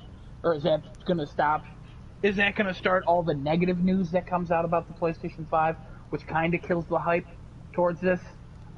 There's so many factors that can happen. I really think that could overtake the PlayStation 2. But as it's getting closer and closer to the launch days of this week, Series X launching today, PlayStation launching on Thursday, I honestly believe that Series X and S are going to create some great competition with Sony. If they're coming out, and like, as much as I don't care about backwards compatibility, they're hyping up Game Pass, and that seems to be building subscribers quicker than anything else. And if I had a child and they wanted a video game console, I'd buy him an S, because that dumb little son of a gun can't ruin a $500 console. He'd ruin a $300 console, like if I was a parent. So the Series S is like, yeah, I'll buy you this. You want a PlayStation 5? Ooh, that's expensive. Here, have this. Here's $20 a month. Okay, you can play all the games you have. Like, it's a perfect, general consumer product. And I think that's what's really going to carry Microsoft in the beginning. And then if they start pumping out those exclusives, I think they really have a good chance. Will they come up to PlayStation 4 or PlayStation 2 numbers? My guess is no. I think it'll still be like a better 360 numbers. I think those ended up topping out at 90 million or something like that. Or whatever. I think it was 80 something. PlayStation 3 was 90 something. I'll give you numbers right now. PS1 was 102 million. PS2 was 155 million. Yep, number one, baby. PS3 was 88 million. Oh, 88, okay. PlayStation 4 was, as far as we are looking right now, 112 million. Yeah, 112. Okay. I think 360 was 80, 84. It was really close. But yeah, I really think that it's going to be some good competition. But if everything continues going the way it's going, PlayStation 5 is going to be the clear winner. And then all of a sudden, Nintendo's going to come up from behind and win. So, Giuseppe? It's, that's a plausible situation because of goddamn Nintendo right now. Well, yeah. Okay, well, first of all, does their own thing. Yeah, they're good at that. First of all, no one is ever gonna beat the PS2 sales numbers. That those numbers are not going anywhere anytime soon, because especially if you take into consideration the whole shortening of console generation life cycles, it's just not going to happen. That's not to say that either the next gen PlayStation or next gen Xbox, that's not to say that either of those are going to sell poorly. I'm sure both are going to sell very, very well. They're just not going to meet They're not gonna challenge that PS2 number. It's just not gonna happen. Hard stop. Well, That being quick said, question. yes. You said shortening of console generations. The PS2 Yeah. came out in 2000 and then went to 2006 before the PS3 released in 2006. That's only 6 years. It's a 60, yeah, okay, but I mean, there was a ton of titles being pumped. I mean, the variety of titles for PS2. I don't think we've seen that in any console generation that has followed it. No, don't get me wrong, but you said shorter console generations. Yeah, but it seems I'm like saying they're getting longer. Well, I don't think they're. I don't think. I think 6 years for this next generation. I think that is definitely going to be the cap, if not sooner than that. Because, like I said before, I still feel like how many years are we on this current gen? 7. 7 years. I still feel there was a solid year more of just this current console generation and then bringing in next year the next gen consoles. But again, that's just my personal opinion. I don't see that being the case. I think 7 years is not going to happen at all for next gen. I think 6 years, possibly 5 years, is going to be the cap. Because I don't think they're going to go the route of a mid-cycle, like a mid-tier console re-release. I think you guys are right that the base units that we're getting now are going to be basically it. They might release, versions of the same unit with different physical configurations later on. But that being said, PS3 to PS4 was also 7 years. Right. So, but yeah, that was a long generation, and I enjoyed that very much as well. But that being said, I personally just don't know enough about what either of these companies' ambitions truly are with their consoles. I mean, I have a decent idea of the hardware capabilities. I still need. I'd like to know more about what the software functionality beyond just playing games is capable of on either of these consoles for the next gen, because in my opinion, that's going to be the true determining factor for how long they're sustainable for, how long they can be relevant for. I'm not just playing pretty games in a better way, in a quicker way regarding load times.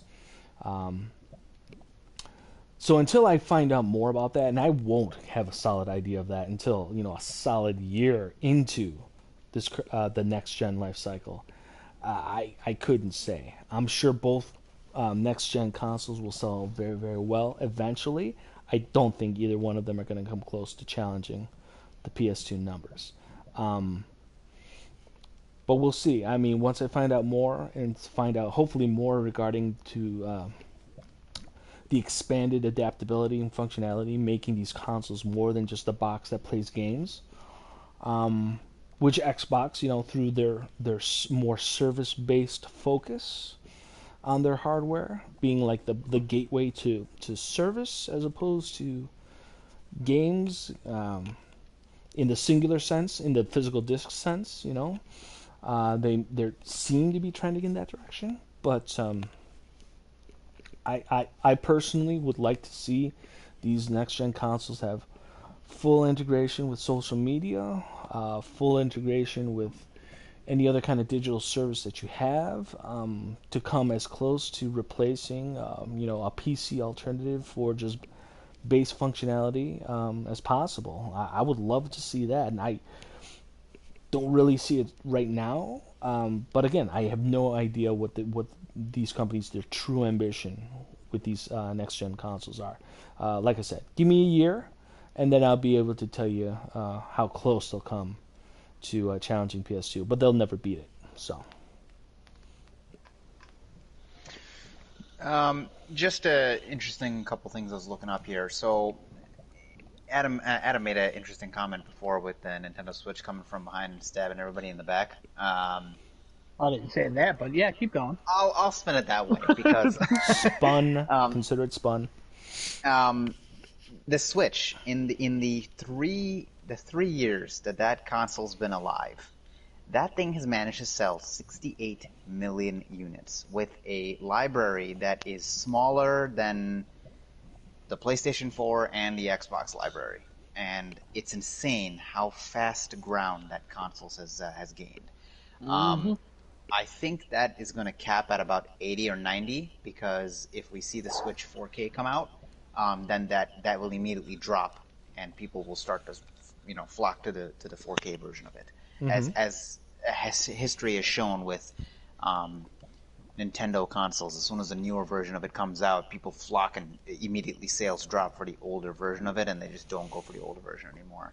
At least the Nintendo gamers I'm talking about. The casual gamers, your mom and your pops and your grandmas and your grandpas will walk in and say, I want this Nintendo console because my grandchild or son or daughter or whoever it is wanted it. They'll buy those, obviously. But would they count that as a separate Switch, though? They do count it when you look at it. As consoles being counted, because the 3DS and the DS were two different systems. What about the Switch and the Switch Lite? Switch and the Switch Lite. That shouldn't, right? No, that shouldn't count that way. Because the Switch Lite doesn't connect to your TV. But the Switch 4K would count as a new system at that point. The Switch Lite doesn't count as a. I think it doesn't. You know what? Why? Yeah, I don't understand how that works. That would be classified as a handheld. It's weird. Yeah, that should be classified as just a handheld, not a in between. But I think once that Switch 4K drops, we'll see the numbers for the Switch drop. And it's very odd because Nintendo really doesn't have a library that people. Well, I shouldn't say people, but their library doesn't boast anything that crazy unless you want Pokemon, Zelda, Mario, or Smash. Each of those games are sold close to 20 million or more. Absolutely, and it's mind-boggling how those have sold so much, and it's like, well, it's the same genre over and over again. As much as we tout the PlayStation exclusives, they don't come close to that. No, I understand that they don't. I mean, there are a bigger variety of PlayStation exclusives, but yeah, there's 4 basic different varieties on Nintendo. It's either Smash, Mario, Zelda, or Animal Crossing. Animal Crossing, yeah. That's basically it. Or Pokemon. Sorry, 5 different varieties. I'm sorry about that. As far as what I think of the numbers, I think PlayStation 5 is on its way to hitting. I would have to say at least 105, 110 would be a safe bet by the end of its life cycle, whenever that decides to be. It's already poised to be a very, very strong contender in everything that it's going to do. As long as, I think I have to agree with Adam, as long as Sony doesn't, go a little crazy out of their ways and, they mess something up, I think they'll be just fine. I think they will be able to hit that 110, 105 mark very easily.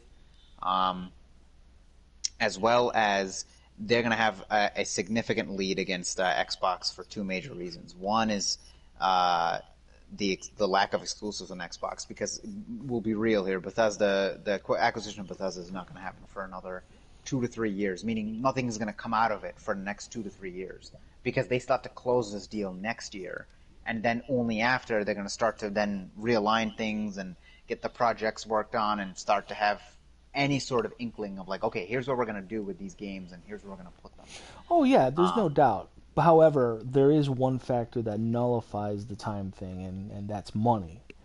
And Microsoft has a lot of it. So if Microsoft wanted to, they could make it happen if they wanted to, if they really wanted to. And that's why, again, this is all dependent on a lot of what ifs. What ifs. And like I said, if I were Xbox and I were Microsoft trying to make Xbox succeed, I'd want these things to actually work out well for my acquisition's favor, and I'd move heaven and earth to get those exclusives running on my box sooner than later. But it remains to be seen if that's what Microsoft wants to do. with their acquisitions. It remains to be seen. We just don't know. They definitely have more capital. I will give them that. And they've been trying to do this for years, even since the end of the 360 era into the current generation that we're entering now.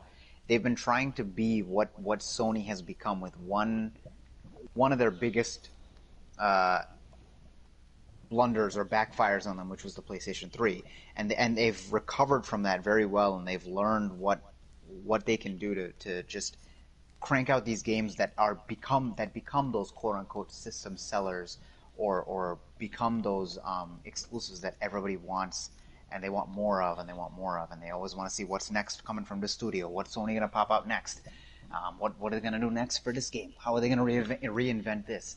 That's the formula that even if you buy Bethesda, even if you buy Sega, even if you buy name brands and things like that, Xbox and Microsoft just can't seem to get that down. That's something that Sony's mastered, I think, throughout all their ups and downs that they've gone through. I mean, we were looking at a point where during the PS3 era, the sales were so far back. I think, what were they considering? Taking a huge loss on it and going red for some financial quarters, and then they had to dig themselves out once the PS3 started becoming profitable, because they created such a big hole for themselves. And only I think it was midway through the 4, they actually got into the green, and they started putting money back into the bank so they could do things with it. So they've come a very, very long way, and I think that in itself is just going to keep them grounded in where they need to be to say, okay, this is our vision, this is what we need to do. A side fun fact, I really wish they would do something better than what the Vita did for handheld, because the PlayStation Portable did 82 million. That's insane.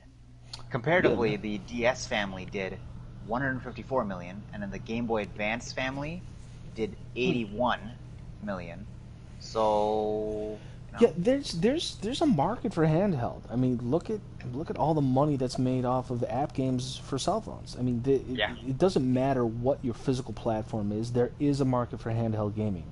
It's just that nobody's been able to challenge the king, and they haven't realized that in order to challenge the king, you need a slate of titles, and not just ones where it's like, well, you have 3 or 4 that are like, definites and a whole bunch of trash to accompany it. No, you need, Well, that's why it sold 82 million. They had a good slew of titles. It approached that. The slew of titles were a little bit more Eastern centric. You know what I mean? Like they didn't bring that level of ambition over to the West. I would agree. Yeah, that would have pushed them a little bit closer to the top. The two things that killed them, I think, was the proprietary memory and the the proprietary games, which were, what the hell were they called? UMDs. Yeah. Those two things killed them really badly. One more thing, talking about this transition from current gen to next gen too. This is another thing that we're totally very just kind of brushing aside, and it's definitely one of these things that everyone's forgetting about. But we're seeing a $10, if not more, price hike in games for next gen and beyond, and the market is not going to like that. And however you want to look at it, whether it's it'll go away, people get over it, blah blah blah. People already spend that amount of money on games now currently. Yeah, all those observations are fine and well, but it's still at the end of the day paying more money for games than people have ever done so before. Base model games out of the gate, whether they're broken, whether they need 10 gig day one patches, doesn't matter. That factor alone is going to contribute to a slower market growth. That install base for next gen. Certainly in the first couple years. I think you're going to find it's not that the current gen is definitely going to outpace the rate of that install base growing in the first couple years. I think it's going to take at least 2 years for the market to really get comfortable with the fact that, hey, these companies are now going to be charging more money for base level games on top of microtransactions, on top of season passes, on top.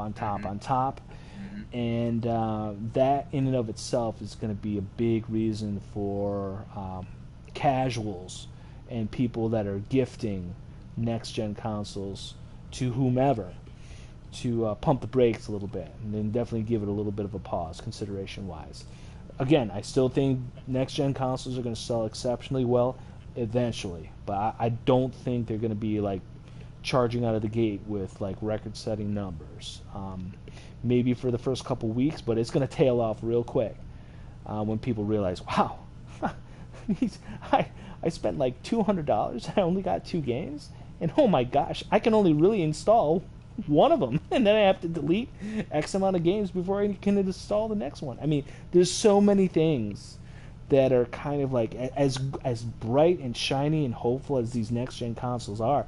There's a lot of practical logistics that are pretty obvious stumbling blocks that honestly neither console has really like gone out of their way to just like ease the market about, and even the market is not so aware of it because it's just not the headline catching details about them because everyone's so hyped and excited for them.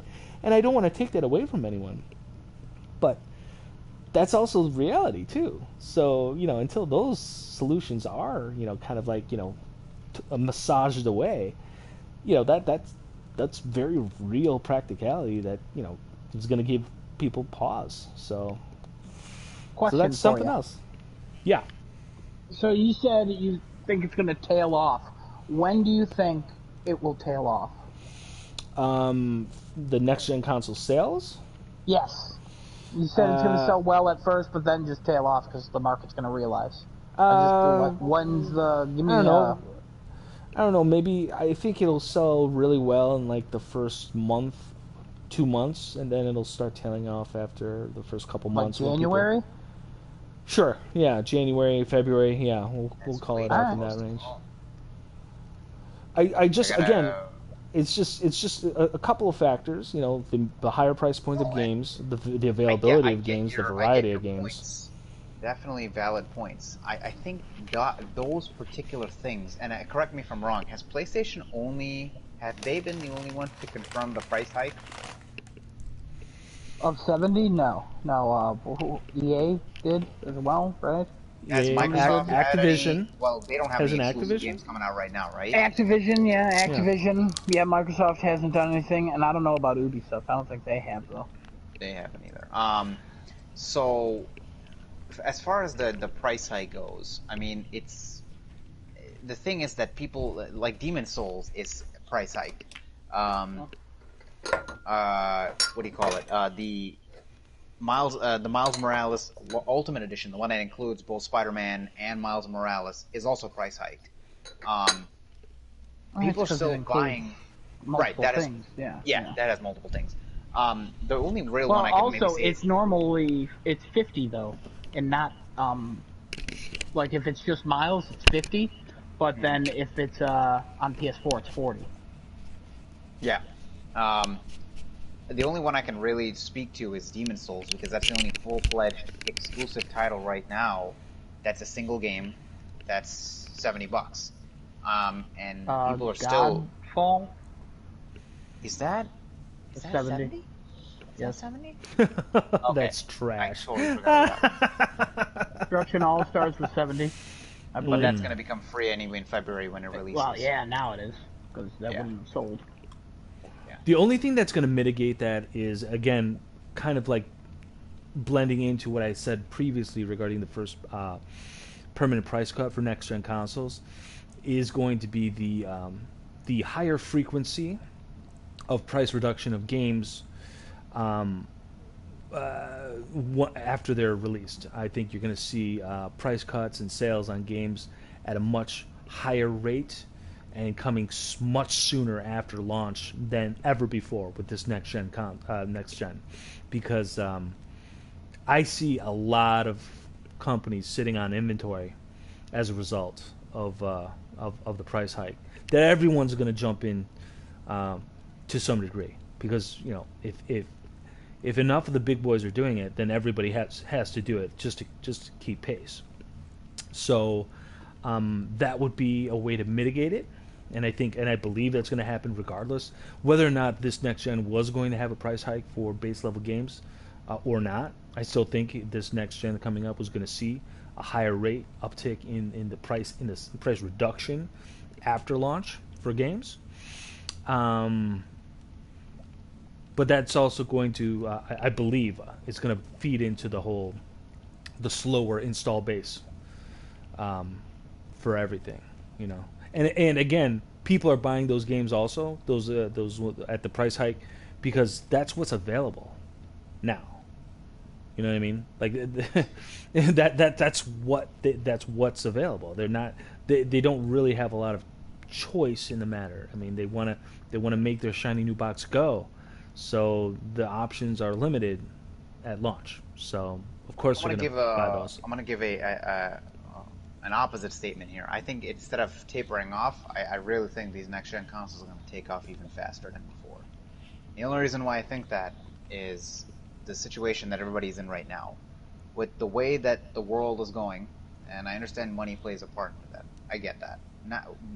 Not every country is in the same situation that we're in, where unemployment's through the roof, because some countries are providing universal basic income and things like that. So we're not, we're in a different situation versus other countries. But people have more time on their hands now because they're not traveling as much, they're not going out as much, they're not doing the normal things that people would who game now would normally do, and a lot of people are looking to gaming as a hobby, time waster, things that they can do, way to spend time with the family, just new things that they pick up. I mean, throughout COVID, there was when it first started. I mean, there was a huge uptick in just people buying PlayStation 4s, Xbox One, Switches, and PS4s were sold out for like 3 months in a row, and nobody could find them. And then like eBay started selling like PS4 Pros and Switches for like outrageous prices, because people wanted them. They just needed something. And with how people have adjusted now, a lot more people have work from home jobs and things like that, and some of them are even permanent. So they'll really never go back to an office at that point because there's no need for them to do that. I think because of that, as long as you have the income, which again, like I said, money does play an issue. I don't know what everybody's status is depending on what country you're in, but I think that's going to make that console generation even that much faster for adoption rate, because people will want to pick up that new thing to play all these different things on, because people have picked up a new hobby now. People who normally never would pick this up before, they would have never bought a PlayStation or a Switch or an Xbox to even game. I definitely get what you're saying, but I'll totally take the Pepsi challenge on that every day of the week and twice on Sunday.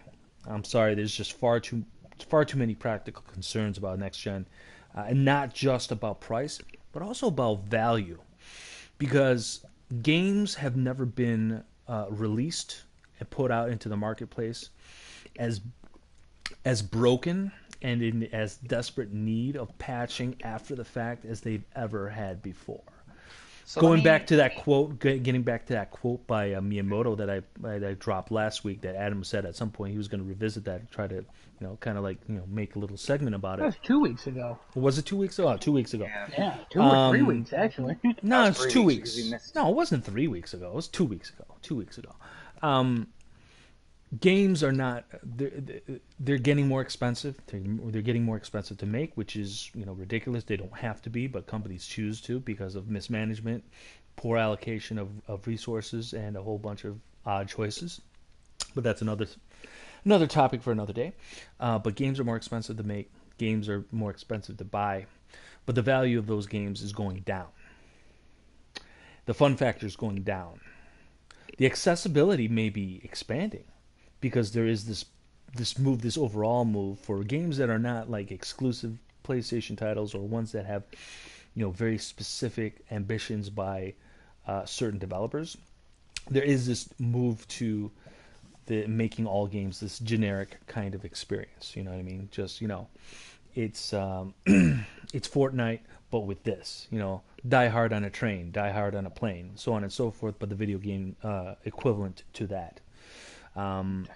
So if you try to justify price hikes with value, which again are two different things, that's further incentive for people to just opt out as opposed to opt in, and waiting for inevitable price reductions to make a less polished product even months after release, to kind of justify that kind of a purpose. I think that's something that the market is definitely smartening up to.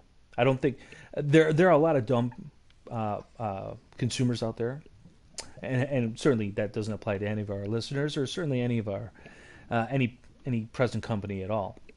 But for everyone else, I think that applies to some of our listeners. Honestly, there's a lot of dumb consumers, but I would say the market in general, especially in regards to games, I think they're smartening up because there's so much information that is really exposing light on the situation more than it ever has before. Smartening up, and I always use this example.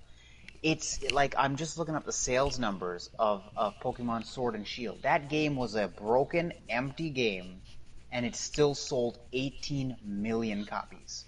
And it was sold at a $60 rate, and now they're charging $30 to input the missing pieces that they originally should have put in the game to begin with. So $90 now in total, and people are still buying it. 18 million copies are sold of that. For a 68 million base of a Switch community that plays the Pokemon games. I mean, 18 million for that brand is a good amount versus, like, again, a PlayStation exclusive, which most of them don't, I think, reach, like, they don't even reach 10 million. They don't even reach 9. So I don't know if the market is smartening up or it's just like, again, this is one isolated situation. I would have to look at others. And not only that, but that's also a very particular example that you're putting out there. You're talking about an IP that has a rabid fan base that is as loyal to it as they are to their blood relatives. So there's a certain alignment affiliated to that IP that transcends standard market behavior. I'll put that'll be the caveat regarding that example. It's a valid point you make, but at the same time, that is something special. It exists a little outside of time and space there. Well, that's it for my segment. Then I think we're at about 2 hours here. You guys want to call it at this point? Adam, have any more nuggets of goodness for us? Or nope. I'm certainly tapped. Genesis, nope. Yeah, nothing else. Super tapped. I am all done and done. That was my segment for the week. Well, then that's it for Crafting a Chat, episode 15, ladies and gentlemen. We want to part ways with you this week with sentiments of hope and good tidings and safety, and have fun and good times with video games, with your friends, and try to take it easy. Try to ease your tempers, ease your emotions, and try to enjoy, because we don't have a lot of opportunities to do it. We got to take those precious few moments when we can. So from your fine panel of Crafting a Chat here, Genesis, Adam, Giuseppe Jones, we want to send you all a fond farewell. Enjoy games, enjoy each other, don't be dicks to each other. We will see you next week. Good luck getting a PS5 and Xbox Series X, guys. Good luck. Yeah, good luck. Hopefully you can get some. So yes. Twitch.tv/Crafting a Chat. See you guys next week. Au revoir. Bye.